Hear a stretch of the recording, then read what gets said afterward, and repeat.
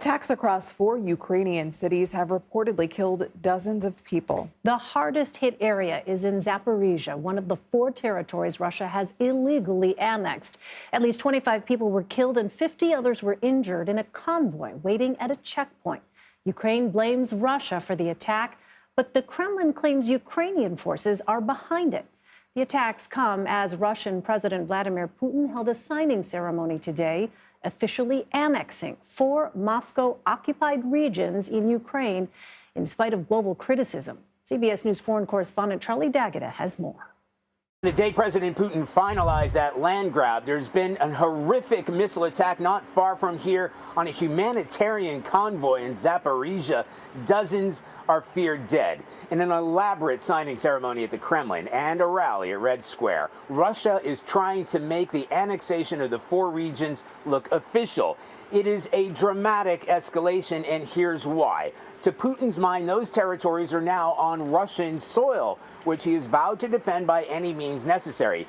He has threatened to use nuclear weapons and says he's not bluffing. Few here, including President Zelensky, think that he is bluffing. It might mean a small tactical nuclear weapon used somewhere on the battlefield as a terrifying demonstration of power. Yet, in the past 2 days, Russia has already stepped up missile attacks away from those Russian-occupied regions. Bodies of victims scattered on the ground in Zaporizhzhia. They were headed to Russian-held territories to help loved ones escape. Here in Dnipro itself, we've had missile attacks overnight, huge explosions hitting civilian areas. That is the second night in a row this city and others have been targeted. Charlie D'Agata, CBS News, Dnipro, Ukraine.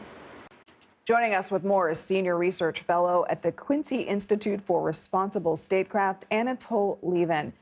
Anatol, thanks for joining us. Just to start, in Putin's mind, these 4 Russian-occupied regions are now Russia's, but Ukraine and Western allies say they will not acknowledge the annexation as legitimate. Can you explain what this all means and how this will impact the war itself and the outside response to it moving forward? Well, it means that Putin is now has ruled out any negotiated peace settlement to this conflict and is absolutely determined to hold these territories for Russia. Now, how far he will go in defending them or holding them, we don't know. What is clear is that he is going to use this as part of his excuse or attempt to mobilize Russian citizens to fight in the war, an effort which, of course, is meeting great resistance in Russian society. It should be noted, though, that, of course, compared to his ambitions at the start of the war, this is drastically scaled down. You know, remember that at the beginning of the war, he hoped to basically conquer the whole of Ukraine, replace the Ukrainian government, turn Ukraine into a Russian client state. All that is over. His hopes of capturing most of the east and south of Ukraine now appear to be over. So he's just trying to pretend to the Russian people that this disastrous war has been some sort of success by permanently grabbing, limited amounts of Ukrainian territory. Well, the U.S. plans to impose new economic sanctions on Russia over its illegal annexation. But, the question remains, how effective will these sanctions actually be? We have seen that Putin has not demonstrated any particular interest in what the West seems to want. How effective can these sanctions be? Well, the West has already imposed the most severe sanctions in history on Russia for its previous actions. It's not entirely clear to me how much further it can go. There is also a question of China's response. So far, China has actually been very cautious towards this war, which it clearly did not want.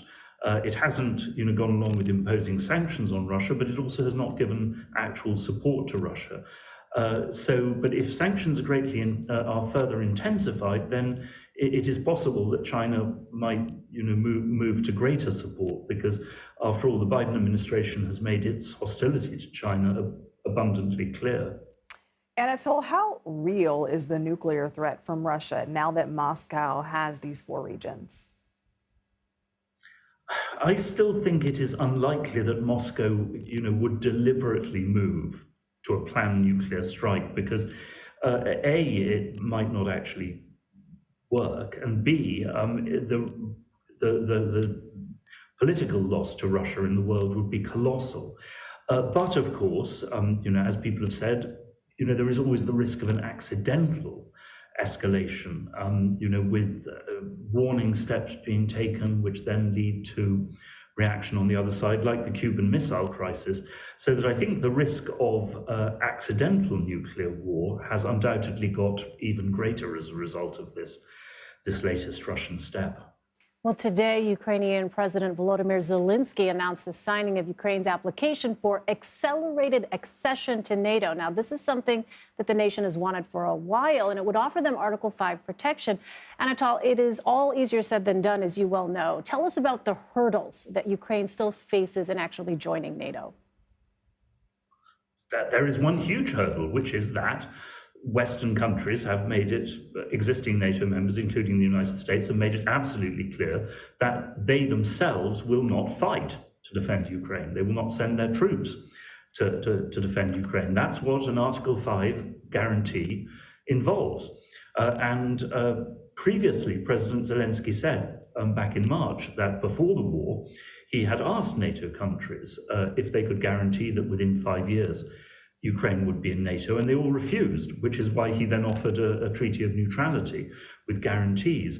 Well, the opposition of NATO countries to sending their own troops to a direct war with Russia remains overwhelming. So I honestly don't see how Ukraine can at that point join NATO unless there is a peace settlement with Russia, which after today's Russian action looks even more impossible. More than 7 months now into this particular part of the conflict. Anatol Lieven. Anatol, thanks very much for sharing your insight with us.